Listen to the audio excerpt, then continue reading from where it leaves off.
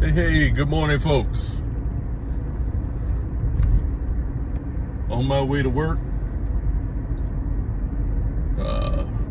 Past couple of days, I've been back to work. Everything seems to be fine. And talked to my doctor on Monday and told her about some things that were happening with the incisions and whatever. She said everything's fine. There's no sign of infection or anything like that. So, but I still can't lift anything heavier than 10 pounds until the 9th of next month, which I don't like, because as you all can see, I'm a pretty big man and I like to, I like to work. I just like to work. And now my boss is having to do the work that I usually do. And I'm not, it feels kind of like I'm handicapped, because I see him doing all the heavy lifting, and my boss is shorter than I am. And of course, when I come home, my wife is doing all the work. Usually on Thursdays, I'll go out and wash the clothes. But since I can't lift anything heavier than 10 pounds, I have to make sure she comes along with me. We, have to wait till the weekend. And she has to come with me to, and my wife's a strong lady. She's a little strong lady, but that's the thing. She's a little lady.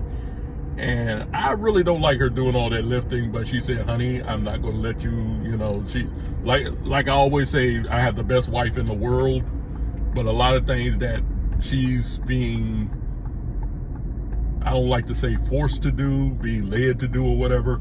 I just don't like my wife doing a lot of heavy lifting. I really don't. And we were talking just this morning, a few minutes ago, about getting groceries. And I said, I'll stop and get some groceries on my way home. And then I thought about it. I said, oh gosh, I can't lift anything heavier than 10 pounds. And I said, I'll see what I can do, whatever. But anyway, folks, I'm going to get a little political today. And I'm a person, I don't like politics. I really don't like politics. I really don't. When I registered to vote some years ago, they gave you the choice of what you want to register as. They said, do you want to register as a Democrat? Nope. Do you want to register as a Republican? Nope. Do you want to register as an independent? That's it right there. And whenever I go out to vote and whatever, I do it with a sort of reluctance, if that makes any sense. I'm not one of those that goes out there every voting cycle and say, okay, folks, vote. That, be honest with you all, that gets on my nerves. Gets on my ever-loving nerves when people do that. They get in people's face, make a plan to vote. How do you make a plan to vote? Someone answer that to me. Just go out and vote. That's all you got to do. Make a plan to vote. And, and especially during the presidential cycles, when you go out to your mailbox and they stuff all those cards, those flyers into your mailbox, it gets on my nerve. Even if it's a person that I'm going to vote for, I don't need you shoving your cards in my mailbox telling me who I need to vote for and everything. And then you going out to the grocery store and you got these people with the clipboards talking about, are you registered to vote? Look at me, okay? First of all, ain't none of your business if I'm registered to vote or not. And second of all, usually the people who are out there trying to get people registered to vote, they want you to vote for their candidate. And 9 times out of 10, those people who are out trying to get people registered to vote, they tend to be Democrats. And I'm definitely not voting Democrat. But one thing I've noticed whenever, when certain presidents are in office, when you have a Republican president in office, well, before I say that, I'm getting a little bit ahead of myself. I want to say this too. I tend to vote conservatively. I tend to vote as a conservative, but I want people to realize something, that I don't take being a conservative as being a substitute for me being a Christian. And because I hold to Christian views, a lot of those views line up with conservative viewpoints. Not all of them. But I'm going to vote from a Christian worldview. And like I said, a lot of times people call me, "Oh, you're conservative, you know." And you know the things they say about conservatives. Oh, conservatives hate black people. Conservatives, you know, they like dirty water, dirty air. All of that is false. Conservatives hate homosexuals and things like that and whatever. All the, you know, every time a conservative person or Republican goes up for office, those are talking points they throw at you, and so many of you all fall for that garbage. And me, like I said, I vote according to Christian values. Now, I'm not the type of person, like I said, that tells you every time you go out there, every time a vote comes up for somebody, that you need to get out there and vote. Whether you vote for somebody or not is none of my business. None of my business. And whether I vote or not is none of your business. Now, my question to you is, if you're out here getting me out here, trying to get me out here to vote and whatever, did you vote? Okay, well, you voted, then that's all you need to know. Okay. That's just how I see it. I've never been a person who really counted on the vote to, you know, whenever I see somebody who says, you know, that they're trying to support whatever is aligning with my Christian values, then I'll go out there and vote. But a lot of times I'd rather sit at home, eat a bowl of popcorn, and watch both sides just duke it out.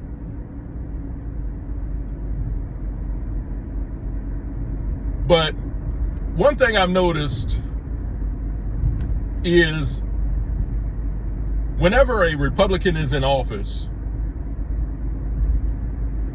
and the Republican gets up there, he says, okay, tax cuts, I want to cut taxes and everything.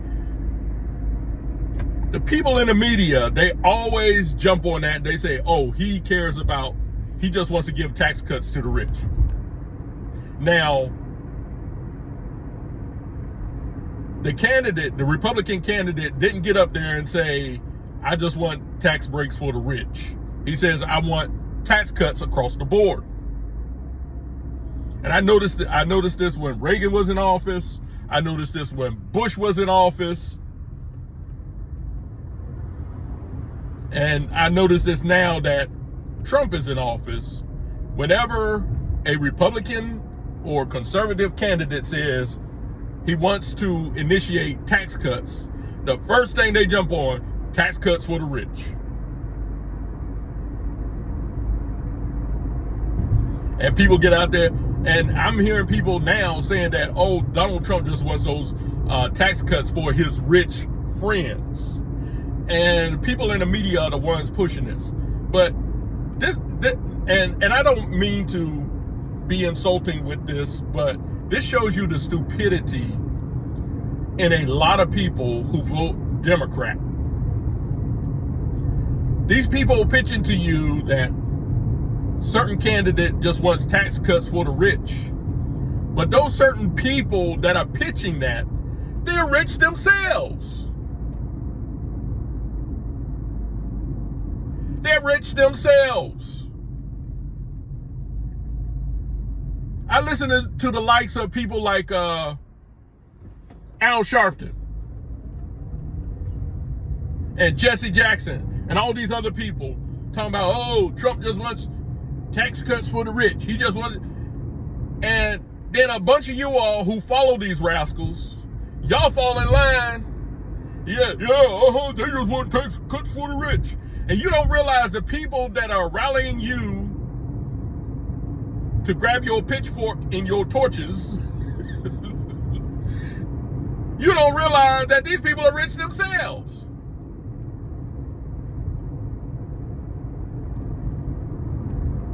You listen to people like Maxine Waters, Nancy Pelosi, and all them. I remember during COVID, Nancy Pelosi was bragging about her expensive ice cream and her expensive refrigerators.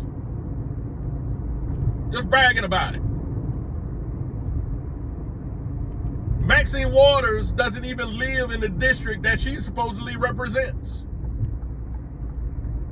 And when people call this out to certain folks, they'll sit there and say, oh, so this person's not supposed to have money? But hey, they're one of the rich. I thought you said, you don't want tax breaks for the rich. But the very people who are pushing this, they're rich themselves.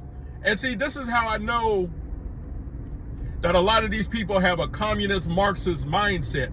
Because if you go to any communist nation,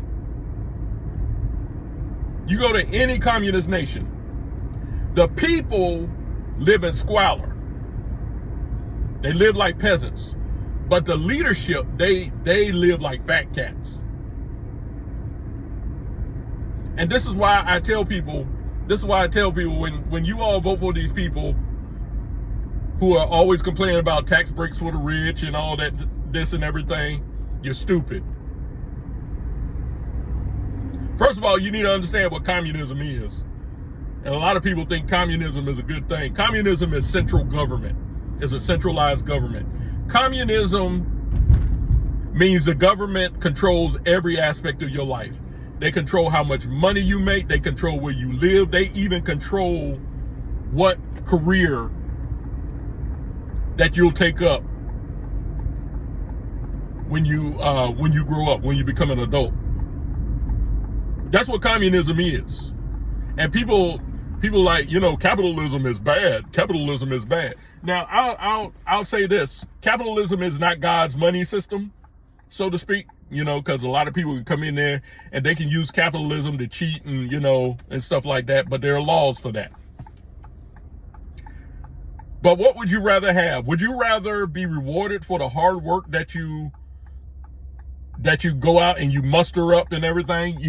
You go out and do hard work and get rewarded for that? Or would you rather the government tell you how much money you should be making every time you get paid? A lot of people, they believe in wealth redistribution. And they think because a person is rich, they should be giving more money, which they already do. They do. If I'm making $50,000 a year and Mr. Moneybags is making $300,000 a year,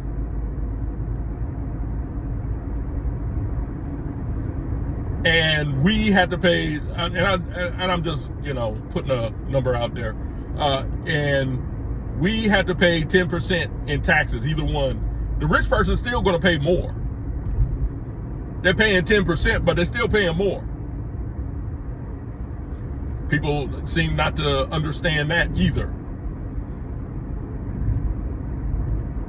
And I don't care if you're rich or if you're poor, a tax break is going to benefit you. I do not go out here, get up early in the morning, and go to work to make money so that I have enough money to pay the government. Now, I understand taxation and everything, and, I'm not even going to go into the thing about people say, oh, well, Jesus said pay your taxes. Yeah, he did. But if those taxes are oppressive, there's a problem there. Taxation for the most part is theft. I'm just going to say that. I'm not going to go into detail. You know, maybe I'll do that for another video. And yes, I pay my taxes. I don't try to game the system or anything like that. Whatever is legal, you know, I try to do whatever is legal to make sure, you know, I get maximum profit, you know. But I don't try to game the system or anything like that, because that's not Christian. But the taxation that we have today is theft. They tax you on everything. When you go to the store, you buy groceries, they tax you on that. You give an inheritance to your children, they tax you on that. Every little thing that you know, if you pick up a penny in the middle of the street, I'm thinking that you're supposed to pay a tax on that. They just want to tax you, you know, because the government is so important. No, the government is run by the people. The government's not our leaders, they're our servants. But anyway, I'm getting off on a little tangent there. But everyone, I don't care if you are a millionaire or you're making $30,000 a year. Everyone deserves a tax cut. And see, a lot of people, they're like, I want a tax cut, but those rich folks don't deserve one. And you don't understand that it's the rich folk who are running the economy. So you tax them more. Like, you know, people talk about we need to tax these businesses and everything. We need to regulate them more. Well, basically, you're going to hurt the little guy.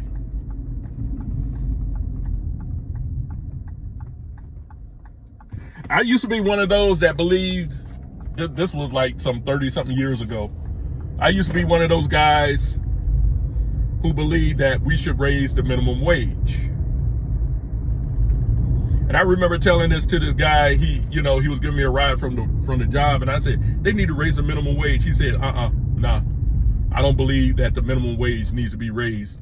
And you know, it could have turned into an argument there, but I just kept quiet. I didn't know much about the economy or anything like that. But over the years, I started to learn, it's not good to raise the minimum wage. And see, basically, raising the minimum wage is basically another form of a government handout. That's basically all it is. But when you talk about, they need to raise the minimum wage, you're basically depending on the government for your livelihood. That's basically what you're doing. And what does raising the minimum wage do? It raises the cost of labor. It raises the cost of labor, which means if a company is forced to raise the minimum wage, that means they have to take measures to make up for that cost. And that means certain people are going to get those little thin sheets of pink paper telling them that they don't have a job anymore. When you go into the store and you see those self-checkout lines, think raising the minimum wage for that.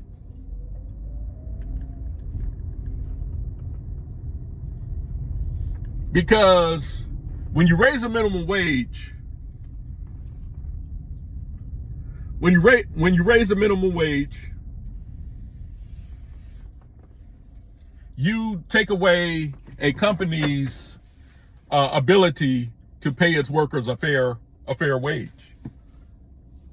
And I remember when back in the 90s, I started working for a fast food restaurant here in Durham, Wendy's, matter of fact. One of the worst jobs I ever had. And when I found the opportunity to leave that job, I left that job, never looked back. I've never worked at a fast food restaurant since. Not saying that I might not ever work. If I can avoid working at a fast food restaurant, I will. And it seemed like gradually over the years, my pay increased. I didn't look for no government program or anything like that. I did for a time when I had gaps where I didn't work. You know, I did receive unemployment, but I didn't want to stay on unemployment because, you know, I wanted to be able to work with my own hands and earn my money. Because when I was a teenager and I realized you can go to work and you get paid for your work, I was like, oh, okay, well then I'm going to look me for a job. I'm not going to sit here and try to game the system and look for welfare. I've never been on welfare, never used food stamps or anything like that. Now, the thing I didn't like was, you know, you got paid a certain amount, but you didn't, on your paycheck, it would say, this is how much you got paid, but that's not what you received. And I still don't like that, the fact that I get a paycheck, but Uncle Sam has already reached his little sticky fingers into my pay before I even got my check. I don't like that. Let me get my pay and whatever I owe in taxes, then I'll pay you, you know. But that's neither here nor there. But over the years, I didn't depend on, you know, government assistance, food stamps. There were times, man, I was short on cash. I never used food stamps. But this is how it is when you work. You know, the government wants you to be dependent on them. And they want to be the ones to say, hey, you know what? You're making too much money, Mr. Millionaire. So we're going to take more of your money and give it to those who don't make as much. But basically what they are doing, this is what the government is doing. And see, this is why you need to be wise to their game. What they're doing is essentially taking a loaf of bread, crumbling it up, and tossing it to the citizens while they keep most of that loaf themselves. That's what the government is doing. A lot of people don't understand that. They think, when they come up with some program, we got this program, this welfare program and everything, people think the government is doing its job. No, it is not. They may make you think they're doing their job, but they're not. What the government needs to do is to run the country as it is spelled out in the Constitution. Get out of people's way. Let them make their wages, their earned wages. I don't care if they're making $50,000 a year or they're making $450,000 a year. They need to get out of people's way. Let people keep more of what they earn. That's what they need to do. But they want to get into this political wrangling match. You know, every time a Republican says, yes, I want tax cuts for everyone, not just certain people, but for everyone. Everyone gets up there and says, oh, they just want tax cuts for the rich. Okay, so specify to me how they just want tax cuts for the rich. Because I hear this every time a Republican is, you know, running for office. Oh, they just want tax breaks for the rich. They just want tax breaks for the rich. And then you got the Democrat candidates getting up there, you know, barking like the news media. You just want tax breaks for the rich. But they're the rich themselves. Your average Democrat makes more money than your average Republican. And they're rich themselves. And you just let these people play you like that. Yeah, we want to shut down tax breaks for the rich. You're rich. And this is what people need to do. And this is why the Constitution says the government is run by the people. The people need to turn around and say, oh, okay, so you're telling me that you don't want tax breaks for the rich and that the rich are gaming the system and they're cheating everybody else. Well, how come we don't see you living in the projects? Where you live, Mr. Al Sharpton? Where you live, Mr. Jesse Jackson? Where do you live, Maxine Waters? Where do you live? They live in mansions. They don't even live in the neighborhoods of the people they say they support. They don't live in those neighborhoods. And all people had to do is do a little study, do a little background, look into these people. Wait a minute. You're supposed to be making $100-something thousand a year, but you're living in $1 million mansion. Something here is, I don't know, something's not adding up somewhere. But you're telling me Mr. Republican over here just wants tax breaks for the rich, but you're one of the rich yourselves. So explain this to me. Pretend I'm from Missouri and show me what you're talking about. But a lot of people, they don't do that. And then when someone like myself, and I'm not trying to make myself be some big person or anything, but I'm just using myself as an example. When I point out all this, people will say things like, well, if we pay the government only 15%, the government won't be able to run. They panic, if we cut taxes, the government won't be able to run. When Donald Trump won the election and he started talking about the tariffs and whatever, charging these countries for, the products that they import and whatever. Once again, people got out there, he's gonna run us into bankruptcy. He's gonna destroy our economy. Really? Yesterday, I just learned that this past June, last month, was the first time in 20 years that the government has had a surplus, a budget surplus in 20 years. You know who was president 20 years ago? George Bush.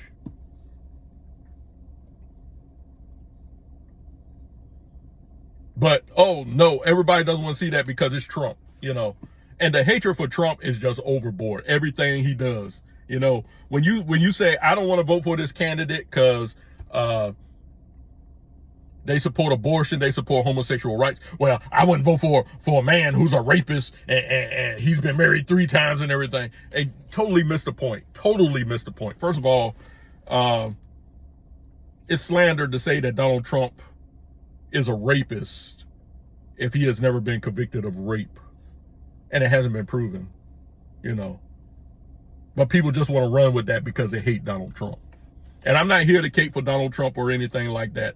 I'm not a fan of Donald Trump. But I like his policies.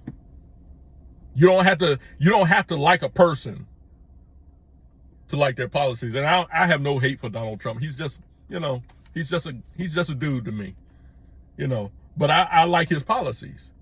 And Trump has his flaws.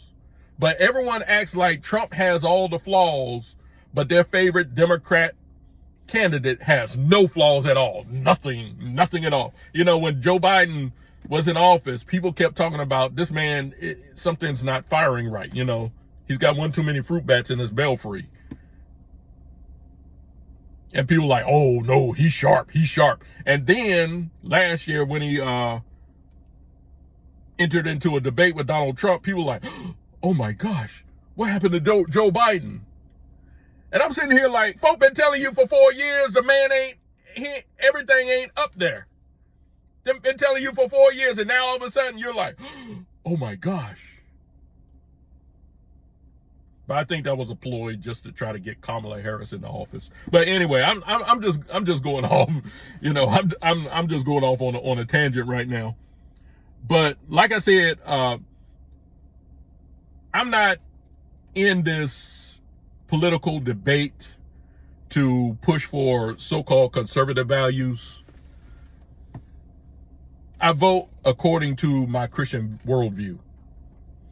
And because my Christian worldview happens to align with a lot of conservative values, a lot of people tend to say, oh, you just one of them conservatives. You one of them conservatives. And to me, being a Christian and my Christian worldview aligning with conservative values is more of a coincidence than anything. you know. But when you sit there, you're just a conservative, and I'm not voting because of I'm trying to push conservatism. And one thing I also notice about people who are liberal, when a person comes up and they're conservative, they have a good piece of advice, a lot of you all won't listen to that person simply because they are conservative. You won't sit there and listen to them. You won't read a book by them or anything. I remember a few years ago, I told somebody, I recommended a book to this person. And the person said, I don't want to read that book because that person's a conservative. Now, to me, that's the essence of stupidity. That's the essence of stupidity.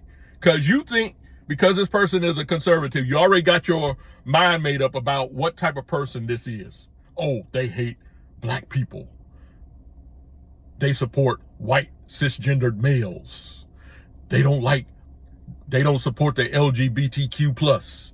So I'm not listening to this person because, they don't follow they're against a woman's right to choose.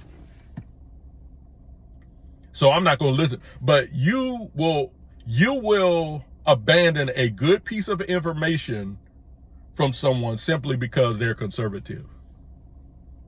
And I've seen conservatives do that to liberals too. It happens on both sides. This is why I tell people, when I say I vote conservatively, I don't use that as a substitute for my Christianity. Now, there have been elections where I didn't vote for either candidate. I'll give you a good example. Back in 2012, Barack Obama was going against Mitt Romney. And people were like, oh, yeah, Mitt Romney, he's going to take back Obamacare and all that. I was like, no, he isn't. No, he isn't. And so I didn't vote for either candidate. And I know a lot of people say, well, when you vote, it's your voice. No, you want to hear my voice? Come to True Sharks Media on YouTube and you will hear my voice. You don't know why I voted for a person.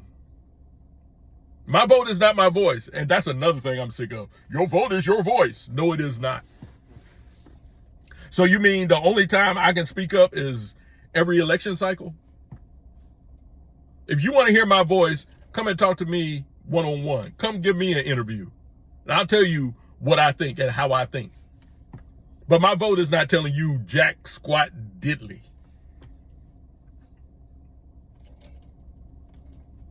That's how I see things. And if I don't like either candidate, I'm not voting for either one of you. I'm not voting for either one of you. There are a lot of presidential elections in which I didn't vote in. When Donald Trump first ran against Hillary Clinton, Lord knows I wasn't voting for Hillary Clinton. That was a given. But I wasn't so sure about Donald Trump. Because I was like, oh, this is a guy on The Apprentice. He's a movie star, yada, yada, yada. I didn't think he would take the presidency seriously. I didn't think he would.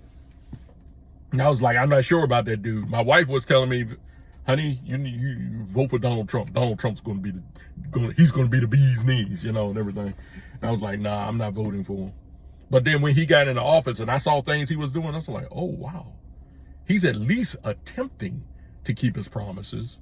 He's not going to keep them all. I know that I know that fact. But I was like, he's at least attempting. I was like, okay. So the next time, when he ran against Sleepy Joe, I voted for Donald Trump. But you all know how that turned out in 2020. I'm not going to go into that. I might save that for a future video. And when the country went to pot, after the 2020 election, I was like, oh, I'm definitely voting for Donald Trump. Not because I'm a Donald Trump fan or anything like that. And people talk about, oh, he's been married 3 times and everything and stuff like that. Okay, so what's he supposed to do? Go back to his original wife or whatever? I mean, the deed is already done.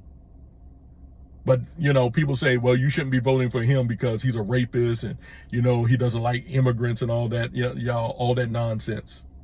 but you all vote for baby killers and folks that want to cut off body parts of little boys and turn them into little girls and stuff like that.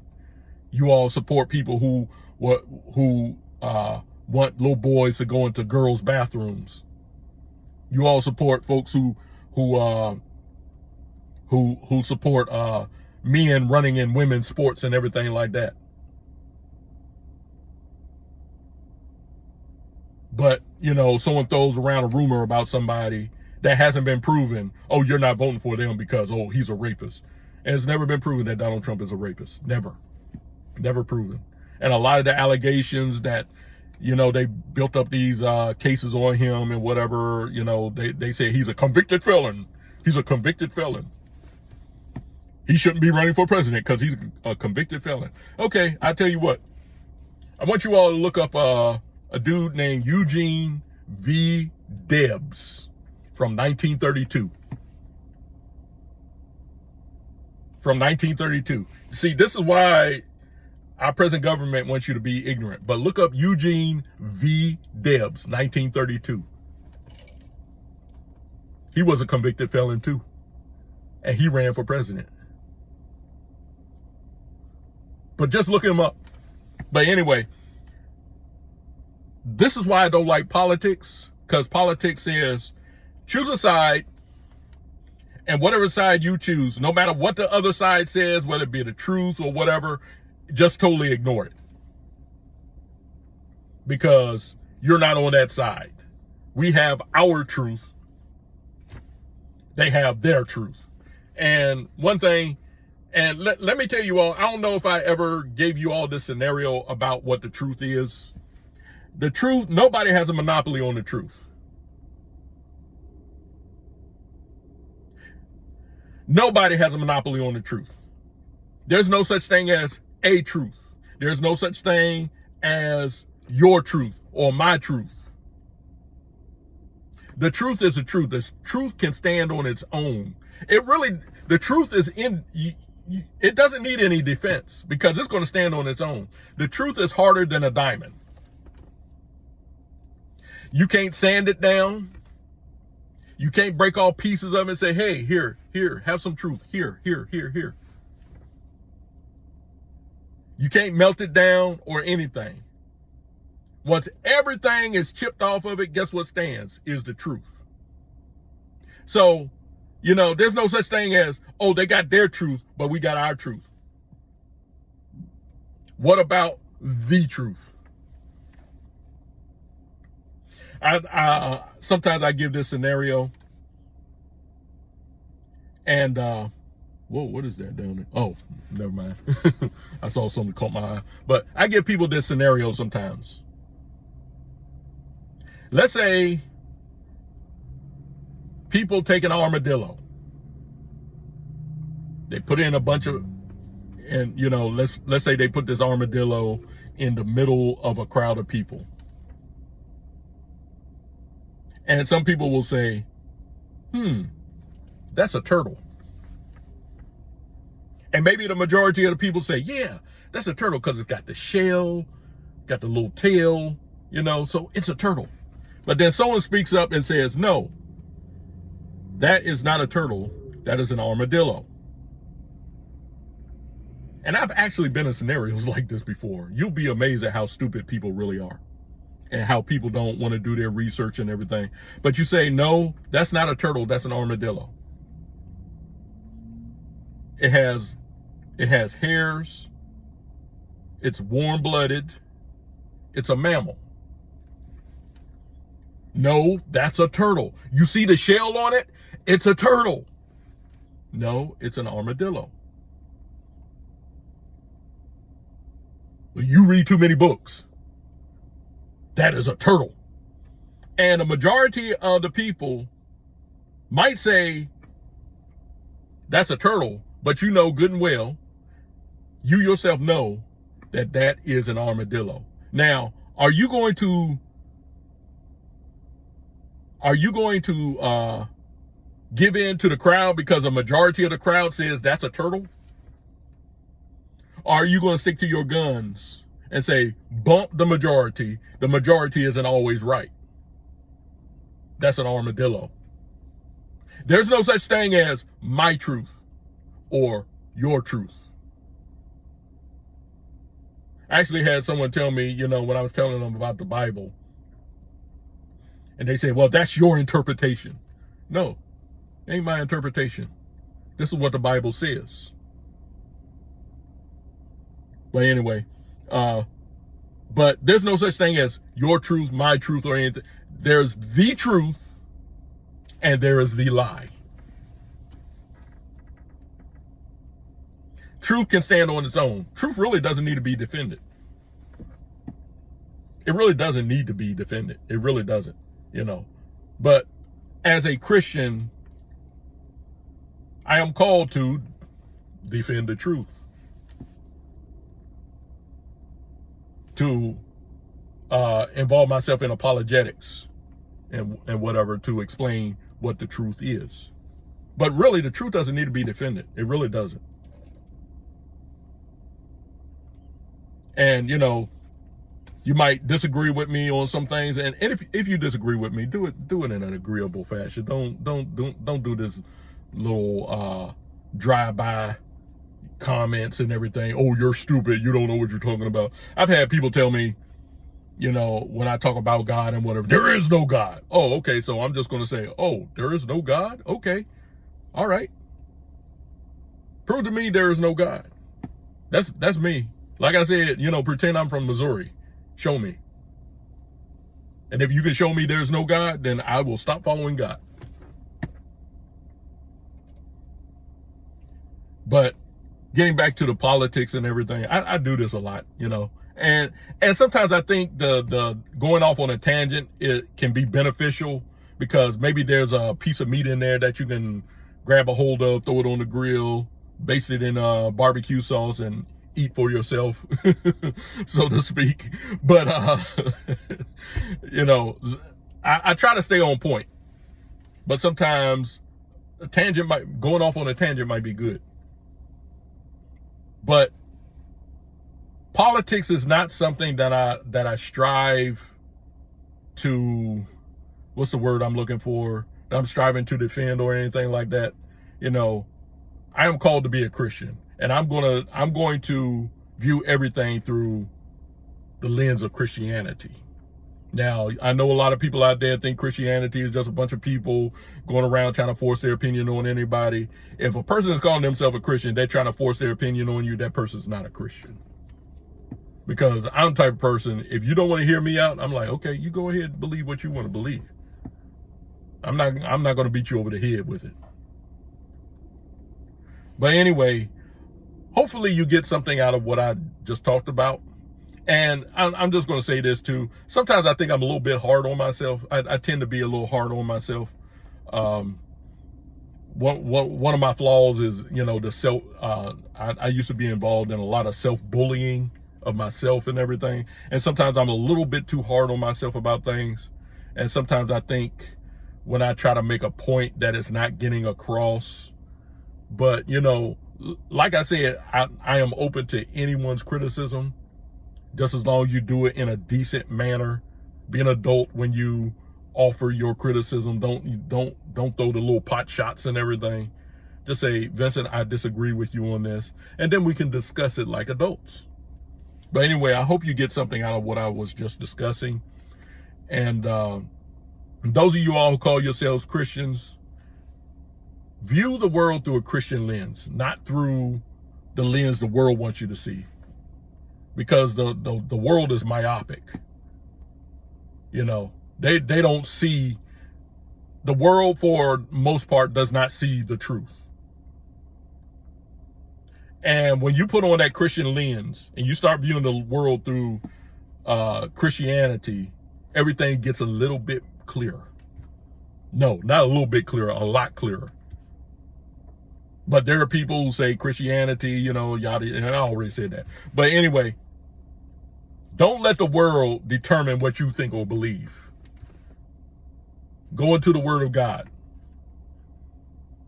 Study the word of God. Yeah, there are things in the world, you know, that you need to learn and everything and stuff like that. But always come to that Christian viewpoint.